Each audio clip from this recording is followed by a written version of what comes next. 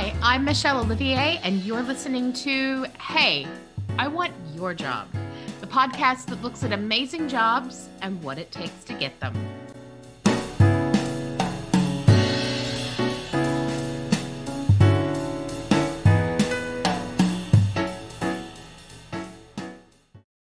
Welcome to Hey, I Want Your Job. And believe me, this week, I both desperately want your job and really need to never have your job, Lindsay. Because quite frankly, my ass is fat enough. And if I had your job, I would just be like rolling down the street, like, like the Violet in the Willy Wonka film kind of style. So on that note, Lindsay Tarnoff, what is your job title? So I am the CEO and chief chocolatier of Laughing Gull Chocolates. Yes, you are. Oh my God. So, okay. So the first thing I have to say before we get into like what you really do, have you heard about seagull management? Is this the thing that No. you've heard of? Okay.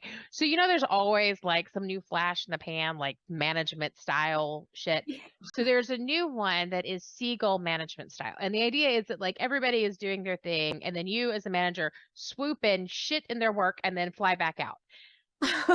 I have been accused of being seagull management style, but I feel strongly that the Laughing Gull needs to have some kind of like a nod to like for Bosses Day or something, some sort of like a seagull management. Like, are you a seagull manager? Here are your bird shit chocolates. And I think that would be hilarious. So that is my new marketing tip for you for free. Because every time, like as soon as my team heard that I was talking to somebody from Laughing Gull, they're like, oh, really? Another seagull? Then I'm like, shut your face. No. I try really hard not to be a seagull manager. I'm just not always good at it. Hey, everybody has their downfalls. Apparently, management through like billboards is not great. So I'll say things like, right, I need you to finish that project by Thursday. Okay, thanks, bye. And they're like, what? I have so many questions. And I'm like, oh, I don't want to micromanage. Right. So anyway, enough about me. Back to you and the chocolate. So how like every child thinks I want to be a chocolatier as soon as they know that's even a thing. Yeah. So how did you wind up actually getting the ultimate dream job? Well, I guess the short answer is I created it, but I didn't really know it was a thing. Like, I guess I knew you could be a baker, Mhm. but I had no idea what I wanted to do when I grew up, so to speak. And then I was in undergrad and I had to write a capstone paper. And so I wrote it on the history of the morality of chocolate. And because I was combining all of these different topics, my mind, you'll probably hear, goes in 1,000 different directions at one time. And I started telling people that I was going to save the world with chocolate. And then while I had no idea what that meant, I continued to say it and I repeated it and repeated it. And then slowly but surely, I created the job that I have. Granted, there are others that do similar jobs, but I kind of designed Laughing Gull Chocolates and made it happen. I love it. You're saving the world with chocolate. What an amazing mission. Like I think that's incredible. So well done. So why Laughing Gull? Like where did that come from? That's a very specific image. Is Like I know, and it has not. So for me, it was all a positive. It was all positive imagery. It wasn't until a year or two after I created the business that somebody said, "Oh, a seagull, huh? They're not always very nice." But excuse me, for me, it was a positive memory of like going to the beach with my family and with friends. And so the name is actually a tribute to my grandmother who loved dark chocolate. I grew up baking with her and she passed away the week that I was doing all the paperwork for the business, and my now husband and I were looking at a bird book thinking about her, and it just kind of came about and it fit. And I called my mom and said, "What do you think about Laughing Gull Chocolates?" And it stuck.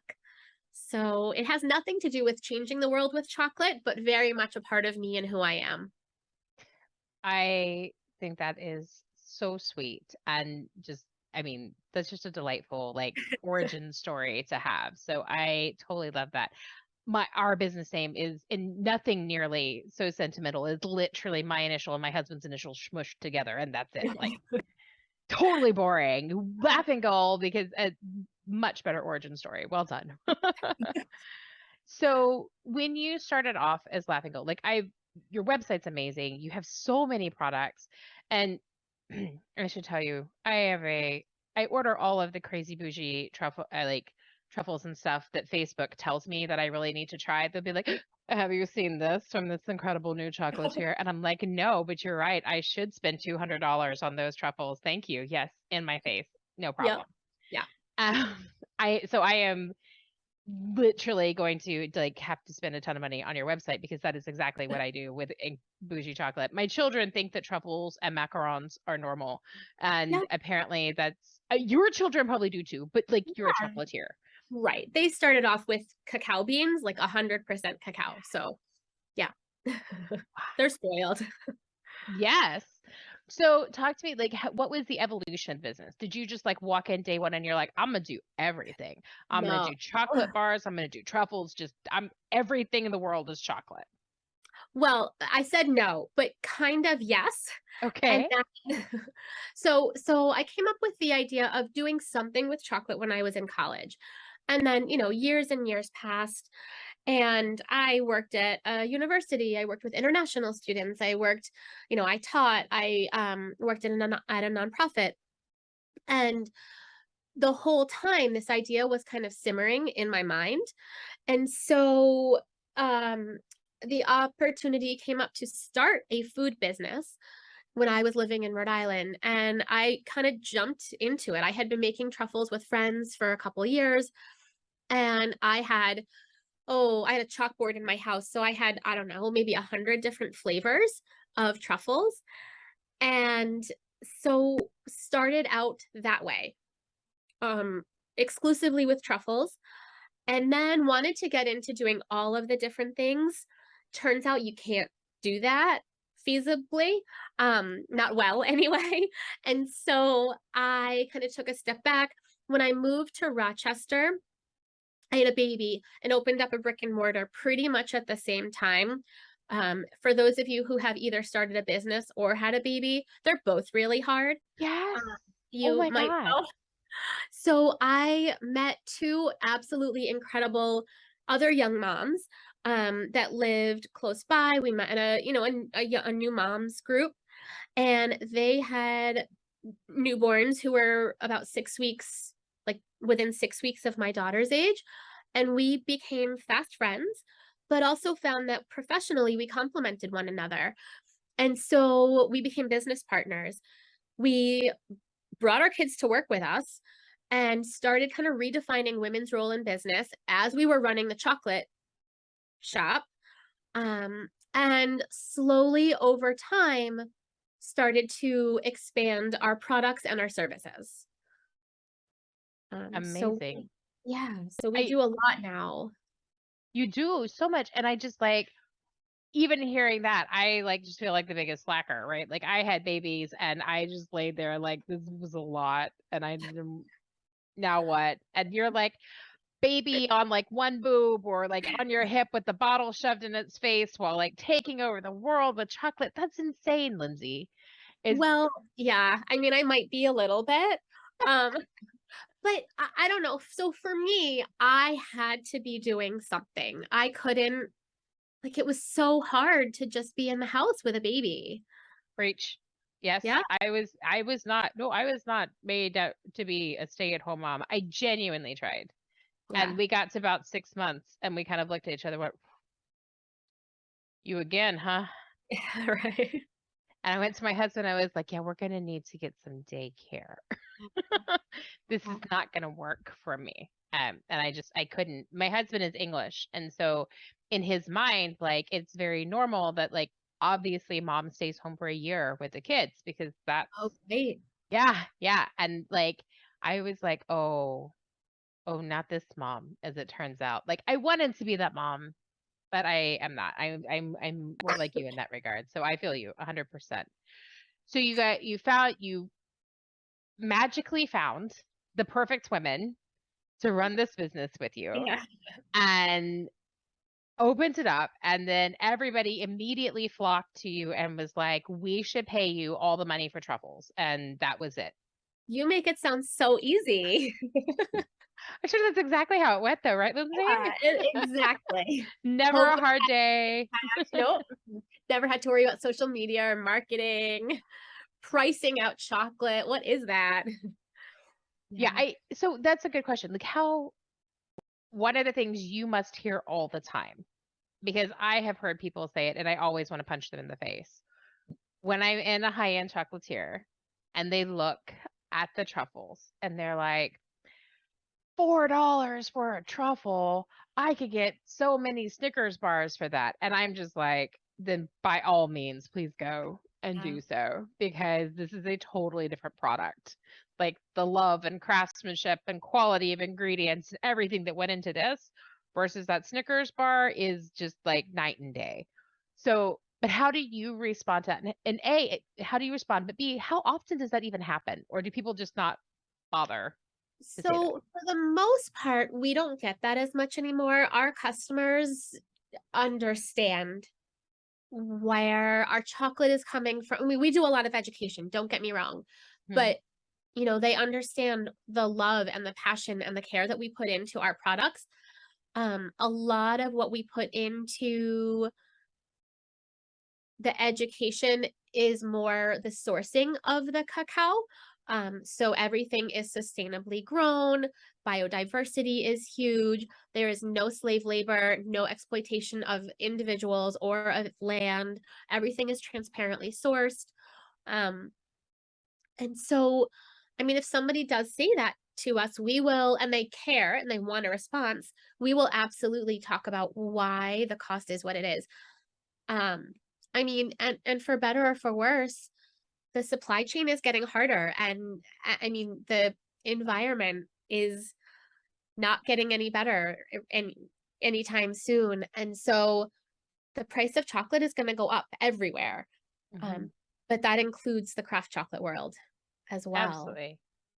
And, I have to say, like, your prices are, I think, exceptionally fair for the level of quality product that you have, et cetera. Like, I would never say that they're cheap or inexpensive, but like, I think it's very fair. Like, there are others that are eye-wateringly expensive by comparison. So, and like I said, the level of ethics and conscientiousness that went into that to your choices, I think are incredible.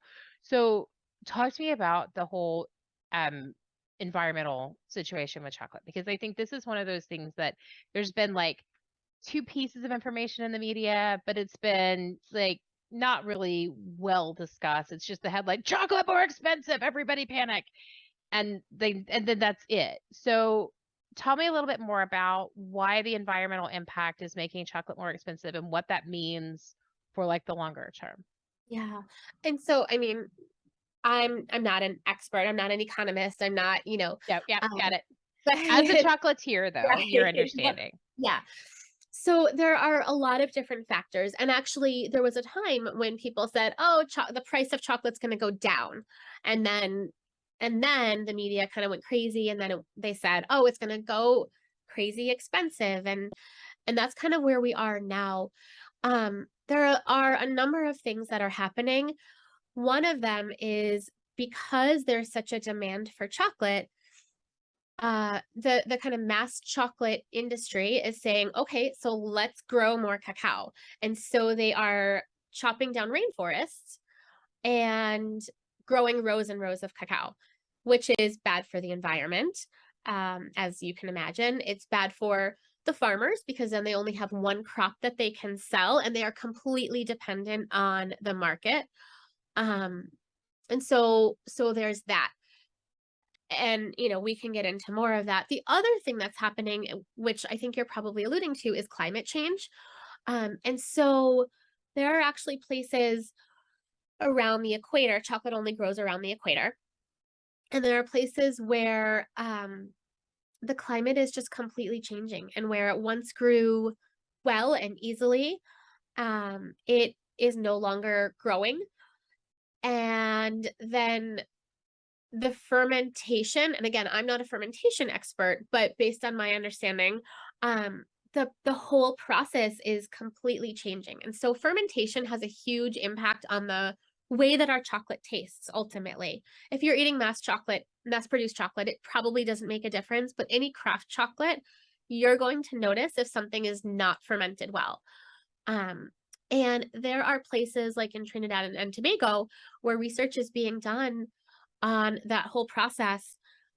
And what 5 years ago was fermented beautifully, perfectly, now it's going, people are saying 10, 11 days and still not getting to the point where it's ready. And that's way too long. Um, so all of these factors impact the cost of our chocolate.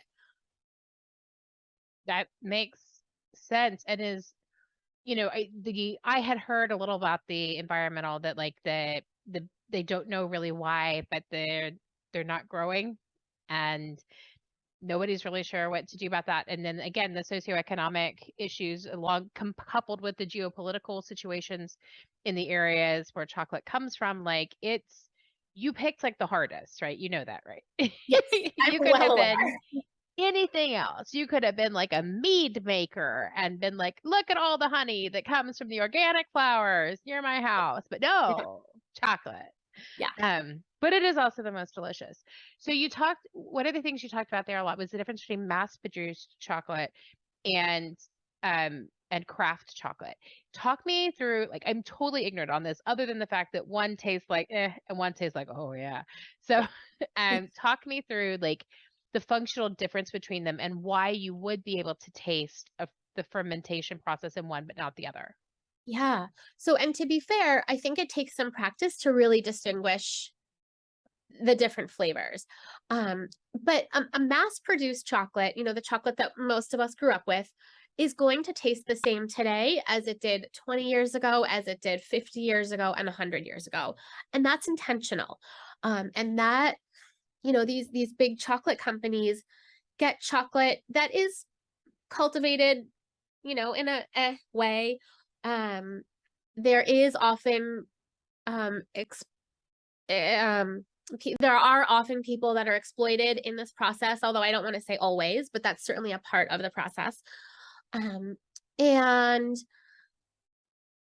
they, they will that cacao gets fermented, it gets dried, it gets roasted, winnowed. It goes through the whole process in the same way, but without as much care. There's a lot of care and quality control that's put into, for example, drying the beans. With craft chocolate, that is sometimes left out when you dry this kind of mass produced chocolate, because it doesn't matter, because you're going to over roast the chocolate and then you're going to add other ingredients in. Craft chocolate, on the other hand, only has a couple different ingredients unless you're putting in other additives, but just pure chocolate only has 2, maybe 3 ingredients. And it is processed with care. So, the fermentation is done, and the people who are fermenting it put so much love into the way that they are fermenting the cacao. The same thing with drying it. And then when it's usually exported to the chocolate maker is going to roast that cacao with so much love. They're going to get the best flavor out of it that they can.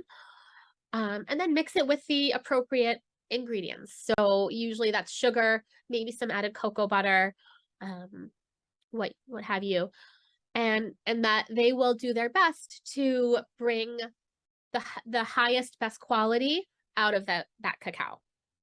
And so it's going to taste different every batch. So talking about the different types of chocolate, my understanding is that in the world of a chocolatier, my taste in chocolate is basically like walking into a high-end steakhouse and ordering it well done, because Okay. I prefer milk chocolate or bittersweet, but I don't actually prefer dark chocolate. And my understanding is that is like, I basically just said, I'd like to spit in people's chocolate. So is it because of the purity of the flavor? Is that why? Is that really the case, or is that just I have snobby friends who like to make fun of me? Like, where is that in terms of reality? So sorry, we do chocolate tastings, and I would be curious to do a chocolate tasting with you with different varieties of dark chocolate to see if that's actually the case, or if you just haven't had any dark chocolate that you like. You've tried a lot. I'm seeing your face. Okay. Yeah. So I can actually tell you why. So, yeah. I can't remember. There is some, I don't know, anyway, there is super tasters for bitter Yeah. flavor. And there are some people who like anything even a little bit bitter, like that blows up in their mouth. Yeah. That's you. And all dark chocolate has at least some bitterness to it.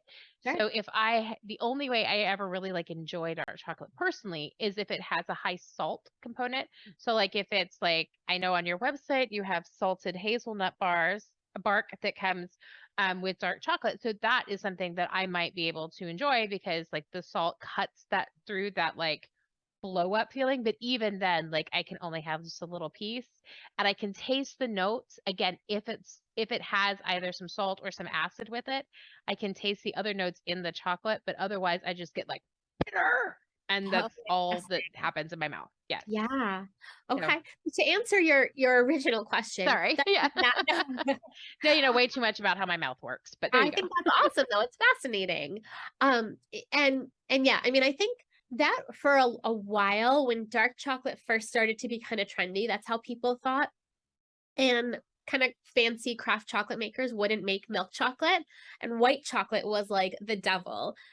Well, it's not chocolate. So let's like, it, I object to it being called chocolate, and I'm not a chocolatier because I'm like, it's just not. It's just factually inaccurate that it's not chocolate.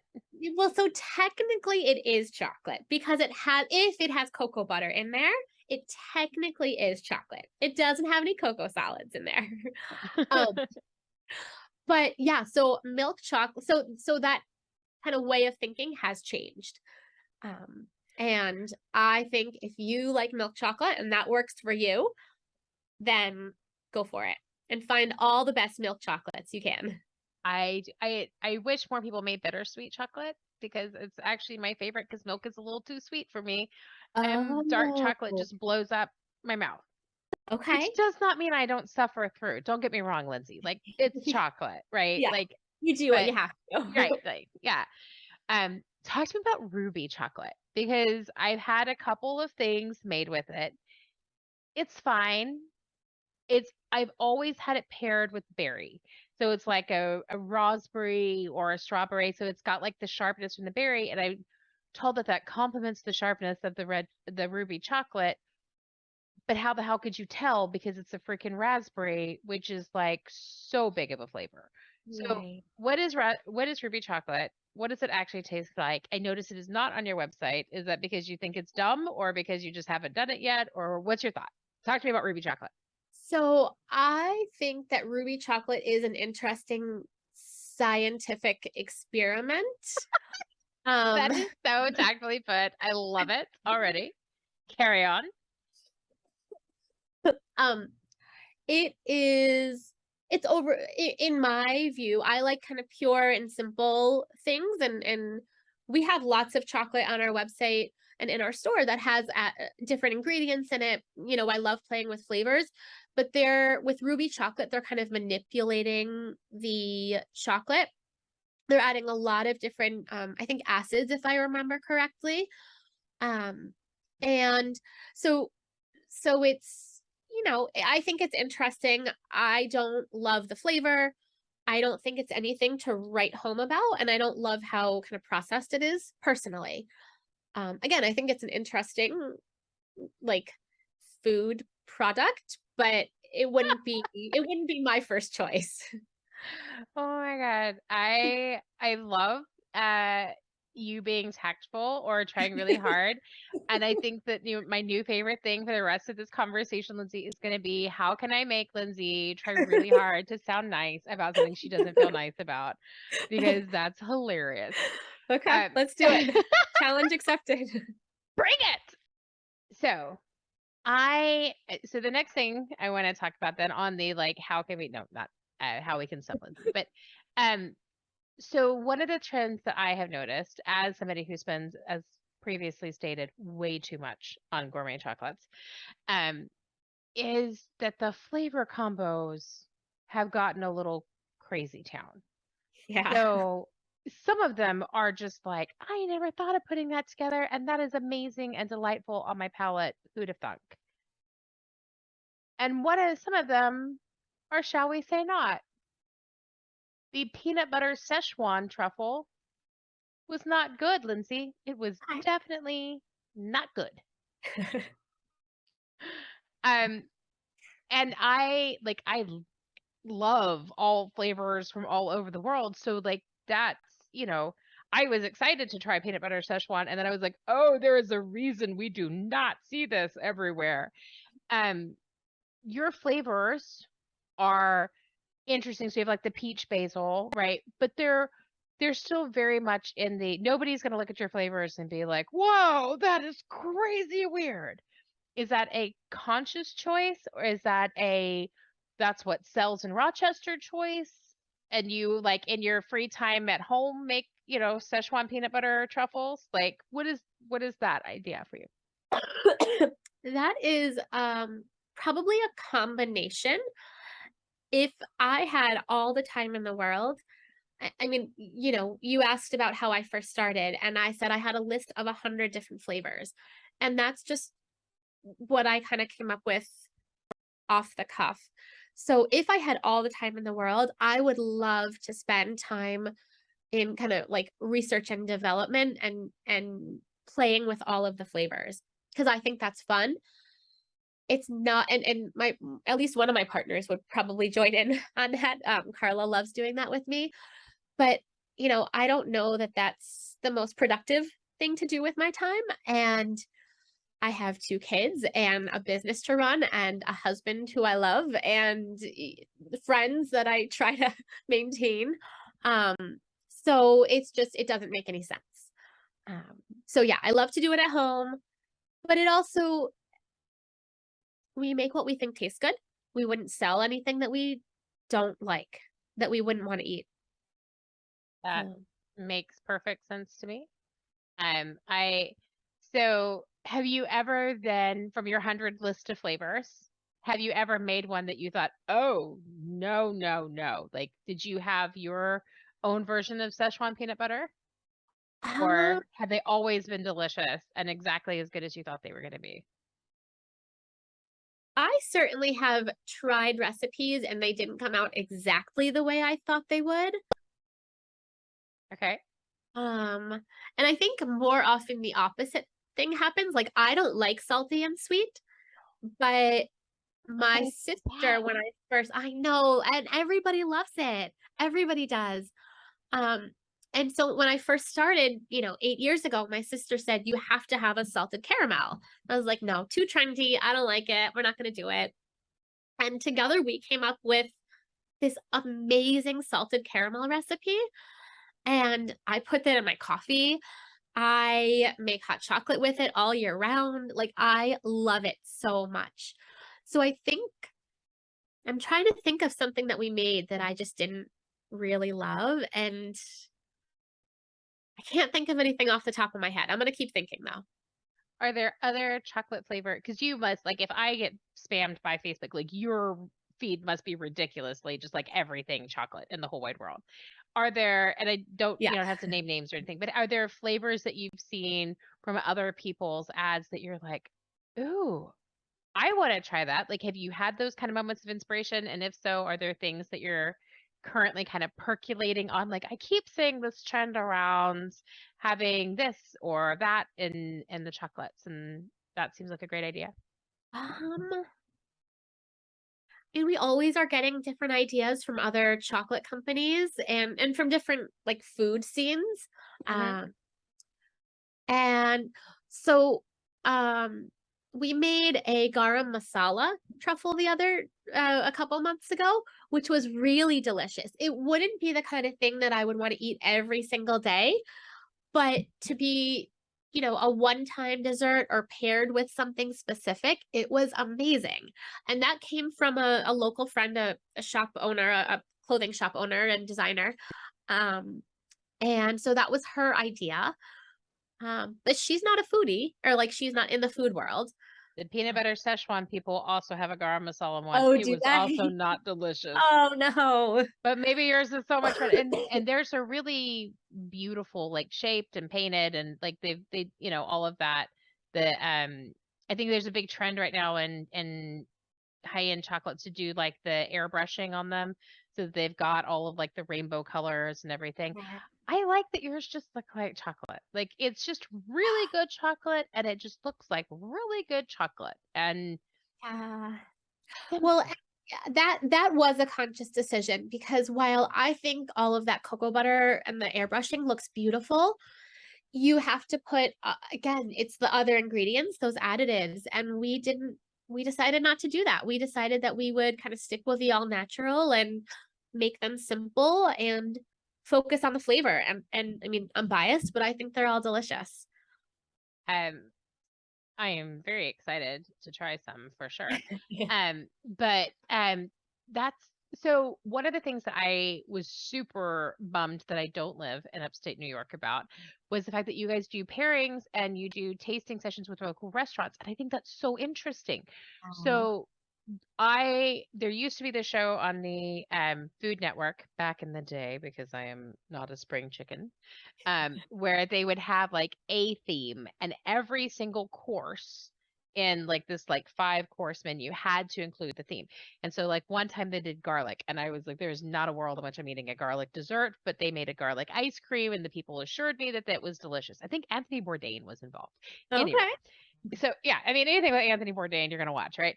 So um, but they did one that was chocolate and it was like every single course had chocolate. And I was like, I would think that of all the ingredients that you could do that with, probably chocolate is one of your best bets because it lends so well to both sweet and savory.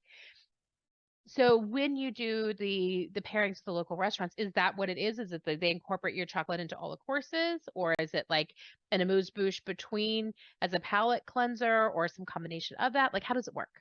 It can be either or both, which is one of the amazing things and one of the really fun things that we get to do. So yeah, I mean, you're absolutely right. You can work cacao and chocolate into all sorts of savory things. You can also pair, you know, any meal, any course with a specific kind of chocolate, and then wine, of course. And so we do any and all of the above. It's actually a relatively new thing that we're doing, kind of since the world started opening up a couple months ago. We started partnering with more restaurants, and wineries and bars, and it's been really really fun. I think like the winery thing, like that just makes sense, right? Like my parents lived in NorCal for a long time. I've spent rather a lot of time in the wineries of Northern California. Most of them have some kind of like a nibble or a bite to have between the different samples. And so chocolate makes perfect sense to me there. With your new adventure with these Yeah. restaurants, I mean, do you work with the chef and have you made recommendations on savory? And if so, what is your favorite savory chocolate dish that you've made so far? So we are just doing our first uh dinner like this coming Saturday. How exciting. Oh, I know it's Is it a so secret menu or can you tell me? no, it's a secret menu. Everything is secret. Okay. We'll have it out soon. Okay. Um, Okay. so I'll let you know what it is. Okay. But I like cooking with chocolate, and one of my favorite kind of like most surprising things to do myself. We did this a couple years ago here at the shop. We made a pasta alfredo with mushrooms and spiced chocolate. We have a spiced drinking chocolate, and it Hmm. has cinnamon and cayenne in it. And so we put that on top. We sprinkle that on top, as well as cacao nibs, and it was so good. Um, There you go.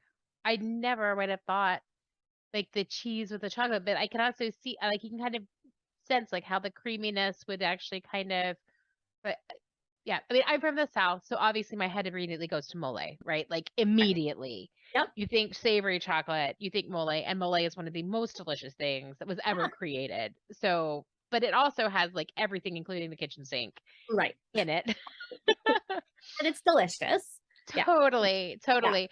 So do you make mole yourself? Because I can't imagine that it's like a hot ticket item in upstate New York. No, so what happened is when COVID first started, we knew we needed more shelf stable ingredients or more shelf stable products. And so we started partnering with local restaurants and businesses to create new recipes. And there's a local women owned Mexican restaurant that has mole sauce. And so we used some of their ingredients and their recipe to create our own mole bar. And then we give a portion of that back to a local organization called Saving AJ. And so we don't make mole sauce at the shop, but we do make this bar. Yum. Yeah, it's amazing. It's one of my favorite. It has dark and milk chocolate in it. So it's really well balanced. And it doesn't have everything in the kitchen sink in there, but it's got quite a bit in it. There's a lot going on. And I know like there's so many different types of mole and like there's very regional differences, et cetera, et cetera. So I can imagine that you probably would have a lot of opportunity for fun with that. How exciting. Yeah. So I'm still gutted that I don't get to hear about the secret menu, but I hope, is this going to be like a one-time thing? Like, what's the response been? Are people like clamoring for tickets and like coming to your house and trying to find out what's on the menu? Like, how is it going with this? Because it's a big experiment. You're freezing on. So how has the experiment gone? Are people like clamoring for tickets and like breaking into your house late at night looking for your secret recipes? And it like, because this is a really big undertaking for a small business, right? To do these kind of big pairings, etc. So what is this, the one and done, or is this already proving to be successful? What's the plan? We're gonna keep trying it. So, and the chef at this particular restaurant is called Crisp, and so the chef there has done a lot of the work, and one of my partners, Carla, has done a lot of the kind of development together with Crisp. Um, there's a lot of interest, and we're still trying to figure out like what is the perfect price point, what is the perfect time of year, because August, it's Labor Day weekend, maybe not the perfect weekend. So there's a lot that we're still figuring out, and we love partnering with local businesses and organizations. So we're going to keep trying. Cool. I'm excited for that. I know some of the wine clubs that my husband and I are part of partner with different restaurants across the country to come out and showcase their wines. And so they do like a 5-city tour basically. And we've traveled for those because they always like pair with some ridiculously amazing chef. And then they're like, Yeah. pairings with all the wines. So if you decide to take this on the road, Lindsay, know that I would easily, couple $100, I'm in. Okay. So just Good let to me know. know. Well, and we do virtual tastings and virtual pairings. I So was we going to ask about that. I thought that's really cool. Is that when you do those, is it a preset thing, or do people like, if a company wanted to do like a virtual tasting for their employees, would you like customize it for them? How does it work? Yeah, absolutely. I love customizing things. I think it's really fun. So, you say we have a couple that are kind of preset, but if you come to us and say, we want to do a chocolate tasting and we want it to be all milk or all from Ecuador or all, from Africa or whatever the case may be, or we want to learn about chocolate and science, then we will arrange and customize that tasting to be that. Wow, cool. I love that. That's like the best. So one of the things that I get asked all the time by companies I work with is, well, what are some ideas for helping us stay connected when we're remote first, et cetera? And like that's something that everybody could zoom in on and do. That's a great idea. That's my new favorite idea for what I'm Yeah, gonna tell people. I love it. really fun.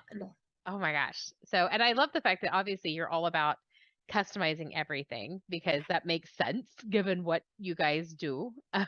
as a practice and a business. And then So you said that your other two partners perfectly complement your skills. Yeah. Is like one of them the spreadsheet queen and one of them is the marketer, or is like one of them a pastry chef? And I don't think that's true though, because you don't have pastries. So like how does that symbiosis work between the three of you? So I am technically the CEO. Uh-huh. So I'm like the big picture person, and I have a little bit of pastry arts background. But we all make the chocolate. We all have chocolate expertise at this point. Allison has an MBA and has business experience. And so she loves her spreadsheets. Yep. She is the numbers person and the business person. And Carla is our COO, and she has corporate management experience. And so like SOPs, she's your person. Um I'm not good with systems. I want to like have a hand here and a hand there, and but she keeps me on task. You're the creative and they Yeah. are the ones responsible for keeping like your feet pinned to the floor is what I heard.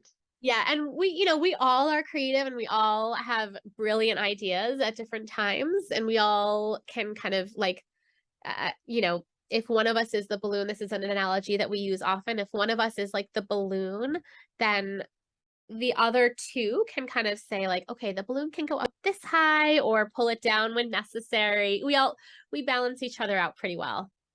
Love it. So Yeah. you all had kids at roughly the same time. So how often do the kids get to come and help? And have the kids created any of the flavors that you guys have gone with?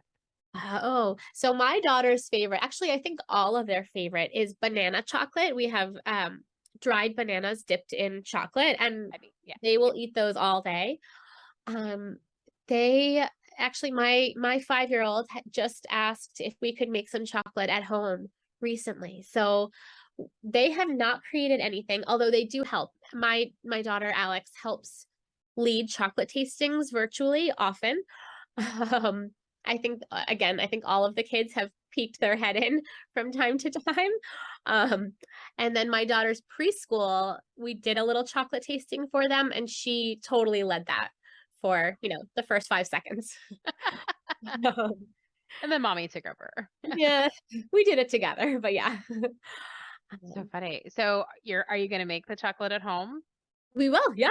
And are you Yeah. going to let her pick the flavors? Oh yeah. And I'm excited. So if she makes something that is a ridiculous concoction that you're like, how has this not already been in my face? Is that then like, will it go on the shelf? And because you realize as a mom Yeah. that that is like the beginning.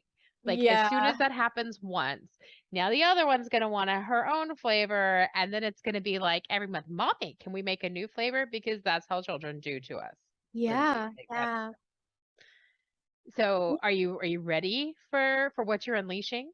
Well, so they're starting kindergarten, so you know. So you're hoping they'll be distracted? I have one that just started kindergarten. There is no distraction. Yeah. If there was an option for him to make a new flavor of chocolate, magic would be like, I'm here, mama. Let's Yeah, do it. yeah.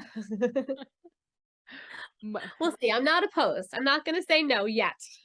Oh my gosh, that's so adorable. My kids are, so we are more like, I am a terrible baker. I Okay. am just no good with anything sweet.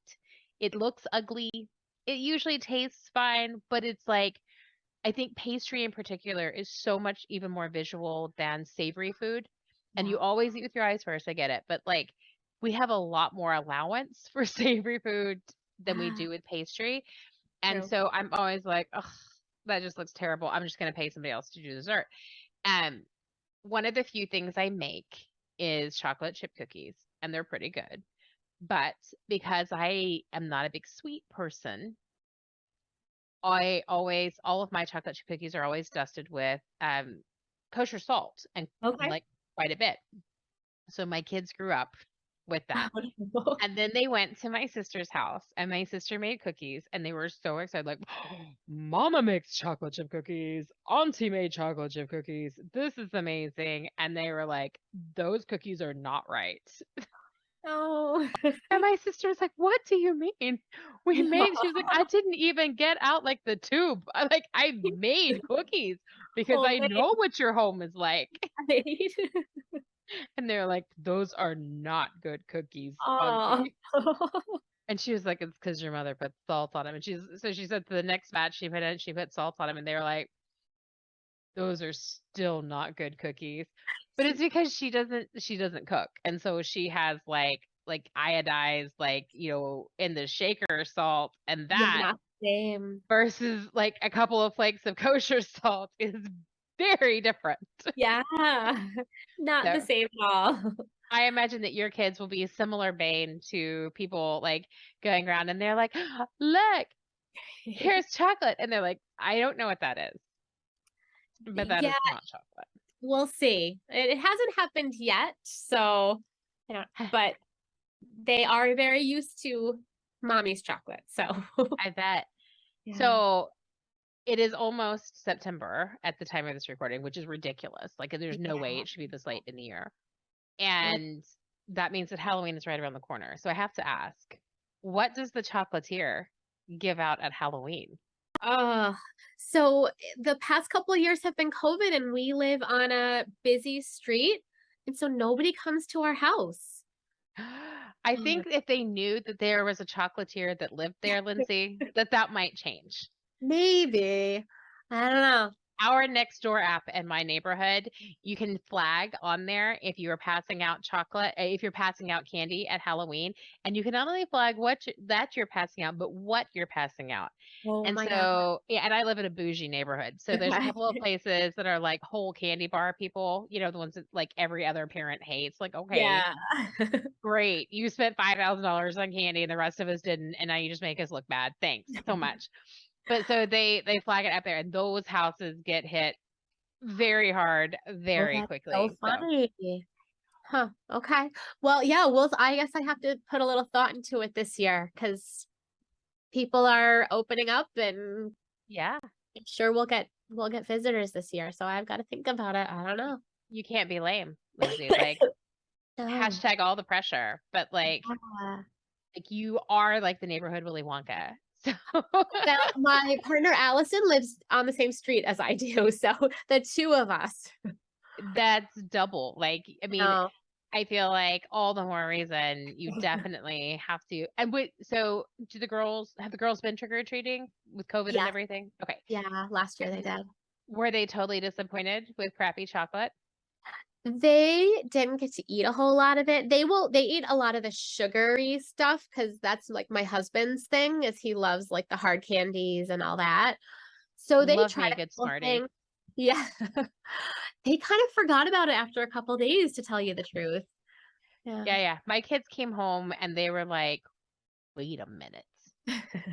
We got to dress up like Bluey, and then we got to go around, and all of our friends gave us candy, and now we get to eat it? And this is the thing?" Right. And they were, like, so terrified that we were gonna take it away from Oh no. because we don't eat a lot of sugar in our household because, responsible parent most of the time. Right. And so they're, like, opening it and, like, shoving a whole thing in their face as quickly as possible and kind of side-eyeing us like, Yeah.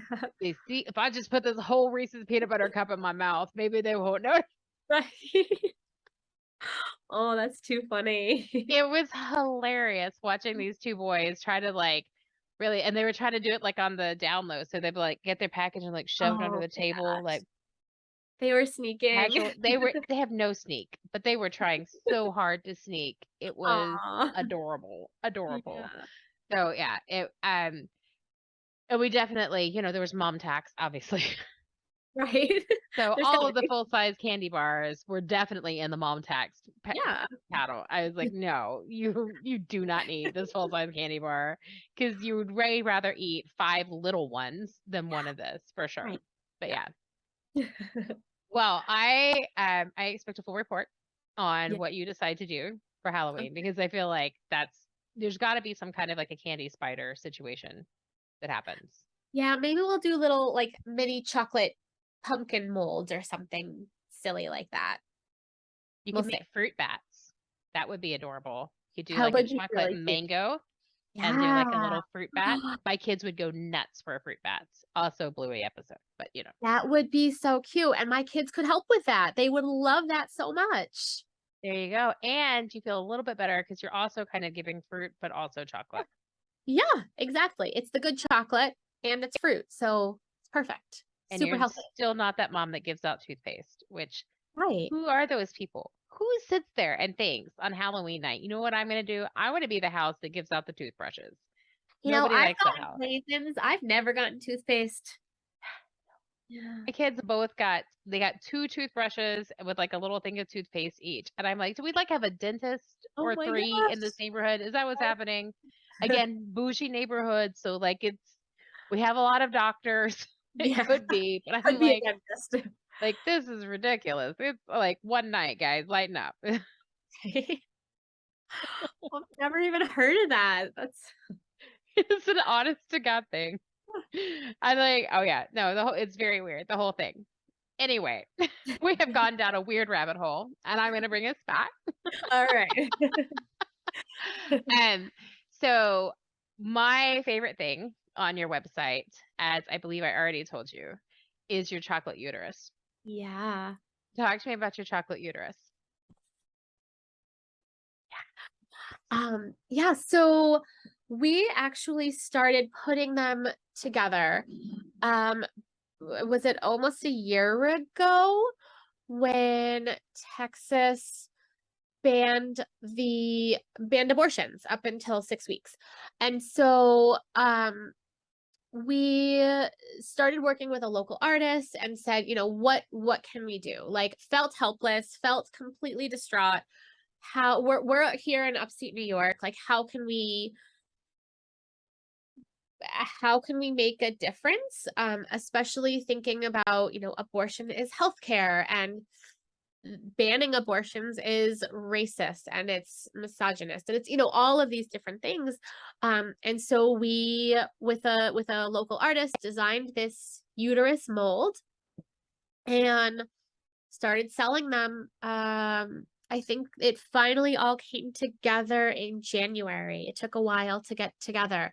And we give a portion back to Support Your Sisters, which is part of the National Abortion Fund, part of the Afia Center, and then started promoting them again just a couple months ago when they started banning, or when Roe was banned, or I'm saying that wrong. Overruled. Yes. Yeah, overruled. And we actually now have a kind of silly thing where the back of every 28 molds has berries on it. I don't know if you saw this on our website, but I did. I am hoping that at least one of the ones I have ordered will come with berries on it. So yes, absolutely. So you get to win all sorts of fun things if you get the berry mold, the berry uterus.